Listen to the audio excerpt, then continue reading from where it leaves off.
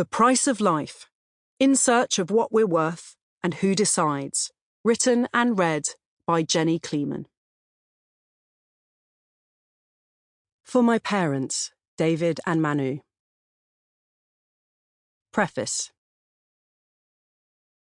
There are numbers on your head. They have been there since before you were born.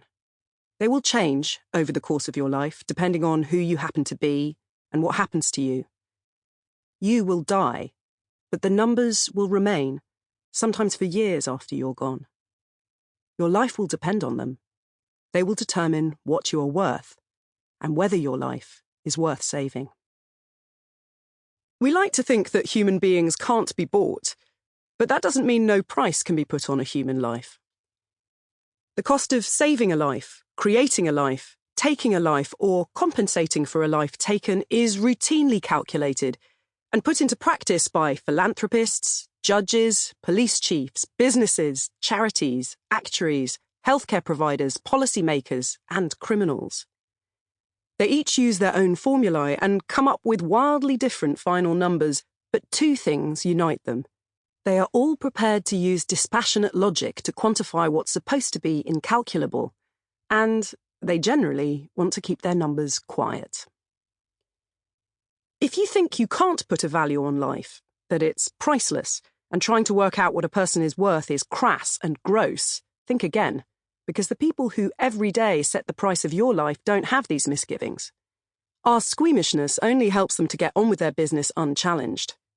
Isn't it better to know who these people are, what they think we're worth, and how they came up with the price tags? The prices put on human lives today tend to be implicit, revealed in everyday decisions rather than bid out loud in public auctions, like the slave markets of ancient Rome.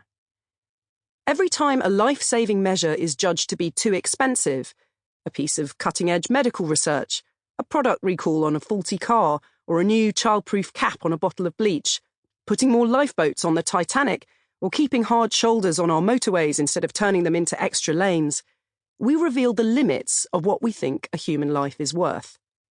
The deaths that subsequently occur have been factored in as acceptable when weighed against the cost of preventing them.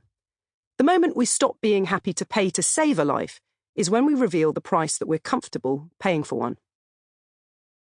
This kind of calculation may feel morally repellent, but in a world of finite resources, you've got to stop somewhere.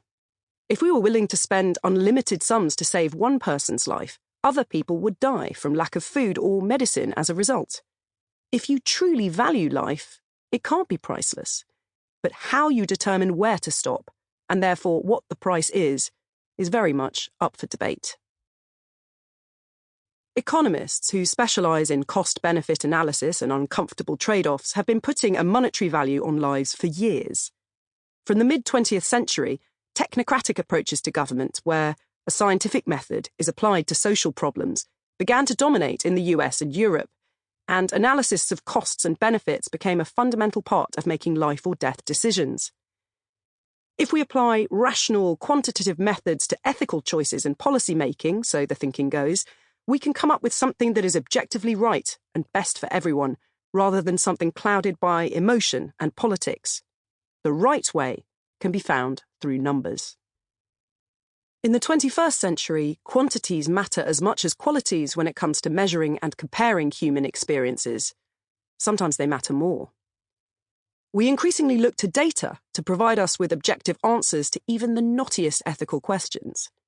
An ever-growing number of judgments are being left to formulae and algorithms, from which crimes to prosecute, to which YouTube videos to ban, to which needy people most deserve the money of the world's billionaires. Life now comes with a score. Your worth as a person can be reduced to likes, views, and follows, your well-being to the number of steps you take a day, and the hours your smartwatch tells you you've slept. Numbers require less effort to process and decode than feelings. Quantification makes for easy comparison, and also for monetization. The quantification of everything has crept in without us noticing. Huge parts of our lives are being governed by philosophies and methodologies that a small number of people have developed and articulated without us being aware of it or having chosen it or Sample complete.